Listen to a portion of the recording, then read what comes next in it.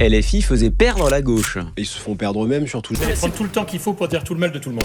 Juste, moi, mon point, Il faut changer de cap maintenant, et ça ne se fera pas avec les petits marquis de la politique. Ça ne se fera pas avec les apparatchiks qui défilent sur les plateaux télé. Je me tourne vers Pierre Jouvet qui a vendu son âme. Vous avez retourné votre veste en un seul jour, ce qui n'était pas facile. Olivier Faure n'a aucune colonne vertébrale.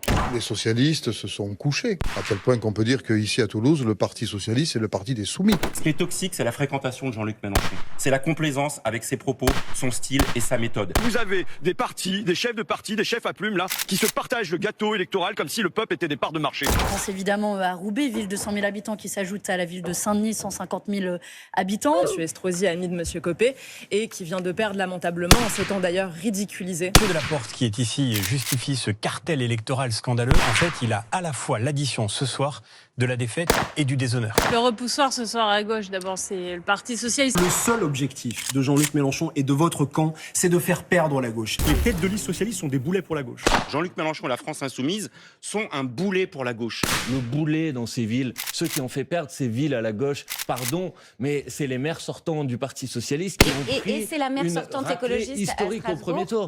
Ce soir, c'est le cimetière. Gauche irréconciliable.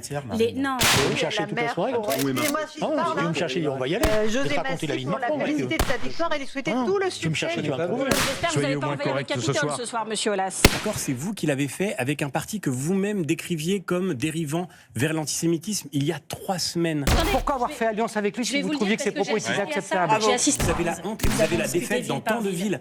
On se guettait sur le plateau pour LFI qui vous écoute et qui vient de dire en vous écoutant, mais il fait quoi lui? C'est bien un apparatchik qui défile sur les plateaux télé lui aussi. Oui, complètement en dehors de personnes qui ont fait toute leur carrière, par exemple auprès de Jean-Luc Mélenchon, en étant la petite lieutenante. Et je suis pas là pour déchirer le pays comme ils sont en train de le faire aujourd'hui, eux et les autres. Quand la gauche se tire dans les pattes, bah oui, on perd.